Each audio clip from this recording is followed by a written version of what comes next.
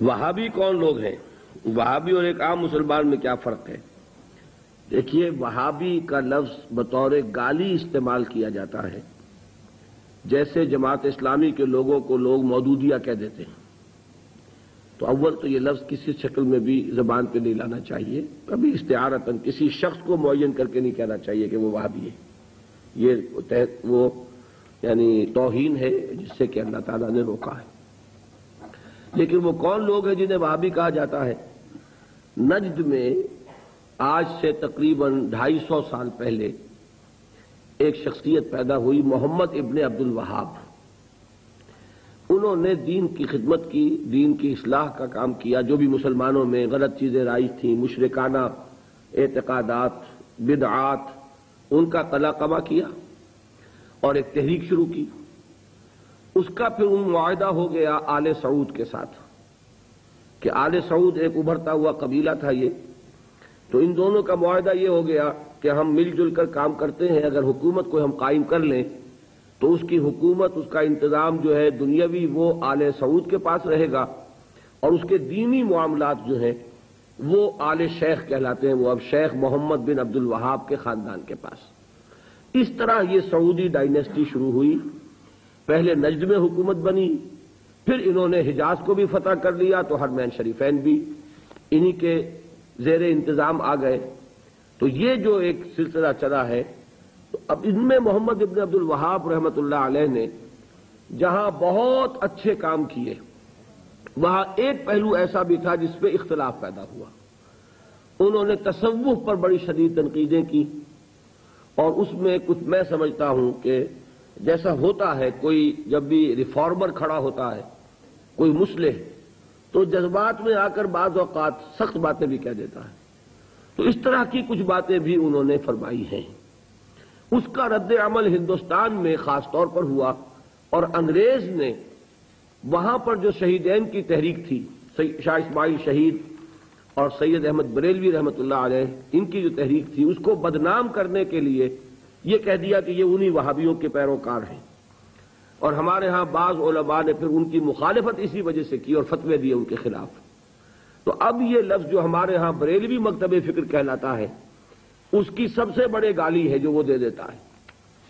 وہ دیوبندیوں کو بھی وہابی کہہ دیں گے، وہ تو اب گالی دینے کی بات ہوئی نا، تو گالی دینی ہے تو دے دو جو چاہے۔ حالانکہ دیوبندی مکتب فکر کے علماء محمد ابن عبد الوہاب کی ہر بات کو نہیں مانتے، بلکہ وہ خود بھی تنقیدیں کرتے ہیں ان پر کہ ان معاملات میں انہوں نے حد اعتدال سے تجاوز کیا ہے۔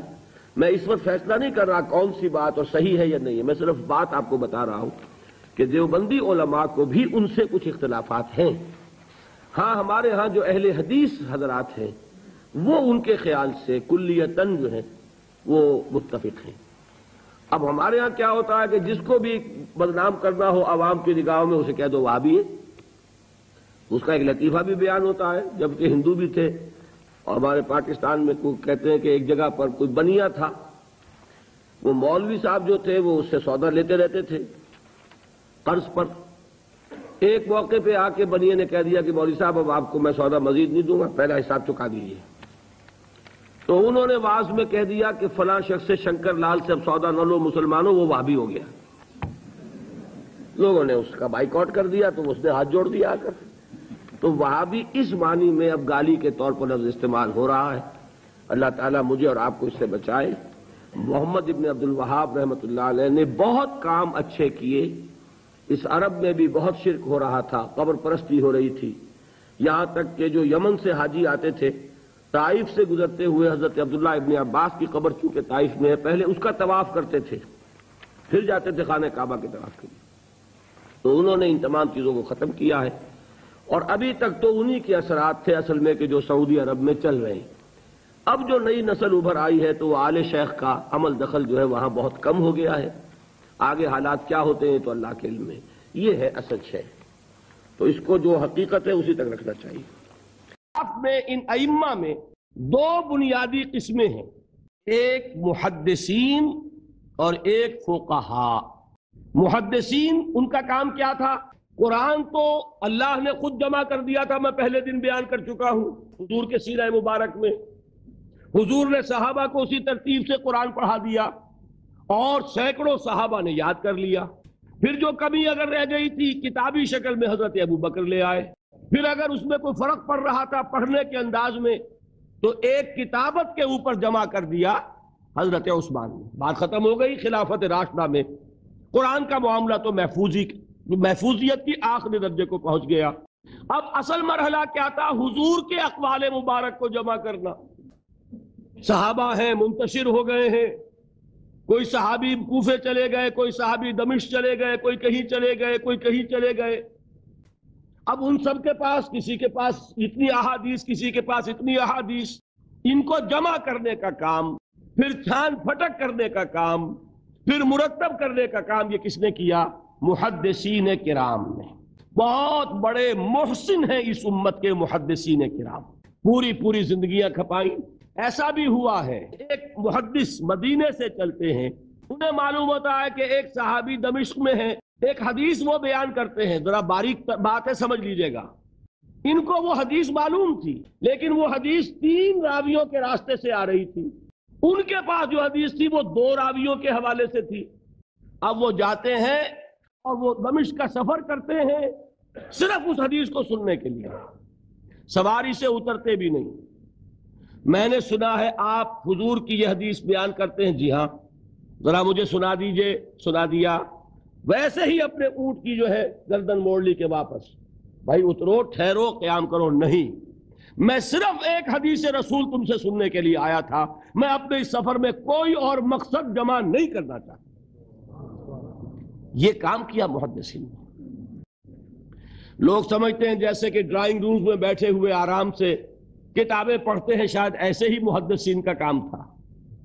انہوں نے جس طرح زندگیاں لگائی ہیں اور جس طریقے سے حدیث کو جمع کرنے کے لیے مشقتیں جھیلی ہیں، اس کا آج ہم تصور نہیں کر سکتے۔ اچھا، وہ تو محدثین کرام ہیں، ان میں بھی اب ایک کا نام نوٹ کر لیجئے، چوٹی پہ کون ہے؟ امام بخاری، امام مسلم، امام ترمذی، امام احمد ابن حنبل، امام ابن ماجہ، امام ابو داؤد، سب ہیں، لیکن چوٹی پر رئیس المحدثین کون ہے؟ امام بخاری۔ اچھا، اب تیسرا طبقہ ہے ہمارے ہاں، دوسرا، وہ ہے فقہا۔ قرآن بھی جمع ہو گیا، حدیث بھی آ گئی، اب اس سے احکام نکالنے بھی تو ہے نا، استدلال کرنا ہے، حدیثوں کو جوڑنا ہے، قرآن کے ساتھ ان کا ربط تلاش کرنا ہے، اور پھر کوئی حکم تلاش کرنا ہے، اجتہاد کرنا ہے۔ یہ کام جنہوں نے کیا انہیں ہم کیا کہتے ہیں؟ فقہائے کرام۔ اور ان میں بہرحال جو لوگ یہاں جمع ہیں، مجھے یقین ہے کہ وہ اس بات کو تسلیم کرتے ہوں گے کہ ان میں چوٹی پر ہیں امام ابو حنیفہ رحمۃ اللہ علیہ، امام اعظم۔ پوری دنیا نے تسلیم کیا ہے کہ قانون کا جتنا سینس امام ابو حنیفہ کو ہے، قانون ایک علیحدہ شے ہے، اخلاقیات علیحدہ چیز ہیں۔ ایک شے کا اخلاقی تقاضا کچھ اور ہے، قانونی تقاضا کچھ اور ہے۔ آپ کو کسی نے تھپڑ مارا، اخلاقی تقاضا کیا ہے؟ معاف کر دو بھائی، اور قانونی تقاضا کیا ہے؟ جوابی تھپڑ رسید کرو، اس لیے کہ اگر یہ نہیں کرو گے تو اس کی ہمت افزائی ہوگی، یہ کسی اور کو بھی تھپڑ مارے گا۔ میں اپنا احساس عرض کر رہا ہوں، اور دنیا میں جو بات مانی گئی ہے کہ جس کا نام لیگل سینس ہے، قانون کا ایک فہم، اس میں دنیا کا کوئی شخص مقابلہ نہیں کر سکتا امام ابو حنیفہ کا۔ آپ صحابہ کو ان سے مستثنیٰ کر دیجئے، ظاہر بات ہے انبیاء اور رسولوں کا معاملہ نہیں ہے، تو باقی انسانی نوع انسانی کے اندر امام ابو حنیفہ کا پلے کا کوئی شخص، ان کے برابر کا کوئی شخص قانون کا فہم رکھنے والا آج تک پیدا نہیں ہے۔ تو سید الفقہاء کون ہوئے؟ امام ابو حنیفہ۔ اور رئیس المحدثین کون ہے؟ امام بخاری۔ یہ ساری جو میں نے اس وقت آپ کو تمہید بیان کی، وہ اس مسئلے کے لیے پریشان کن مسئلہ یہ ہے کہ امام ابو حنیفہ کی طرف یہ بات منسوب ہے کہ وہ یہ فرماتے ہیں الایمان قول، ایمان نام ہے صرف قول کا، عمل اس میں زیر بحث نہیں آتا۔ ولا یزید ولا ینقص، وہ ایمان نہ گھٹتا ہے نہ بڑھتا ہے۔ اب دوسرا سٹیٹمنٹ سنیے، وہ ہے امام بخاری کا، رئیس المحدثین کا، الایمان قول وعمل، ایمان نام ہے قول اور عمل کے مجموعے کا۔ قول اور عمل دونوں چیزیں ایمان میں شامل ہیں۔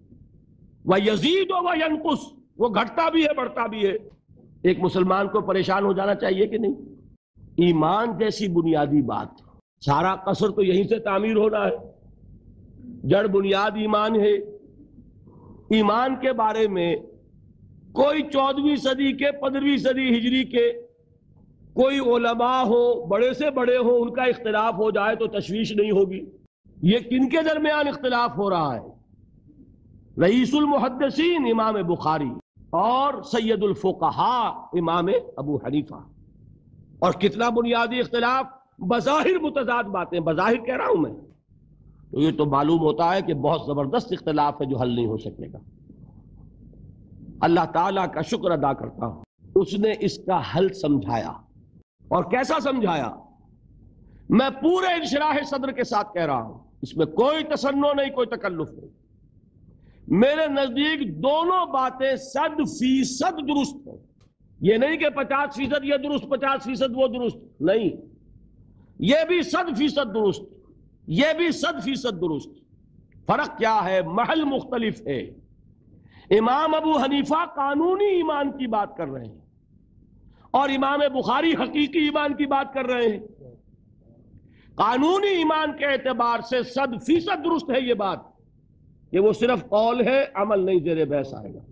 ایک شخص نماز نہیں پڑھتا کافر نہیں ہے، نماز کا منکر ہو جائے کافر، زکوٰۃ نہیں دیتا فاسق ہے، فاجر ہے، کافر نہیں ہے، زکوٰۃ کہہ دے کہ ہے ہی نہیں دین میں، کافر۔ تو معلوم ہوا کہ قانونی ایمان جس پر دار و مدار ہے کفر اور اسلام کا، اس کا کل دار و مدار صرف قول پر ہے، اقرار باللسان پر ہے۔ یہ بات آپ نے سنی ہوگی، امام ابو حنیفہ کا قول ہے 100% درست کہ گناہ کبیرہ سے بھی انسان کافر نہیں ہوتا۔ کبیرہ گناہ ہے، شراب پی ہے، کافر نہیں ہے، حد لگا دو۔ حضرت عمر نے اپنے بیٹے پر حد جاری کی، ایک مرتبہ مصر میں حد جاری ہو چکی تھی، لیکن حضرت عمر کو احساس ہوا کہ وہاں شاید رعایت کی گئی ہوگی خلیفہ کے بیٹے پر حد جاری کرنے میں، لہذا پھر بلایا اپنے پاس اور دوبارہ حد جاری۔ اگر کسی سے زنا ہو گیا ہے، میں آپ کو واقعہ سنا چکا، غامدی خاتون کہ ذرا کسی نے کہہ دیا بے حیا عورت تھی، تو حضور نے کیسی ڈانٹ پلائی ہے، کتنا اس کا رتبہ بیان کیا ہے۔ اس نے تو وہ توبہ کی ہے کہ مگر مدینے کی پوری آبادی پر اس کو تقسیم کر دیا جائے تو سب کی نجات کے لیے کافی ہو جائے۔ البتہ حقیقی ایمان، اب یہاں زمین و آسمان کا فرق آ جائے گا۔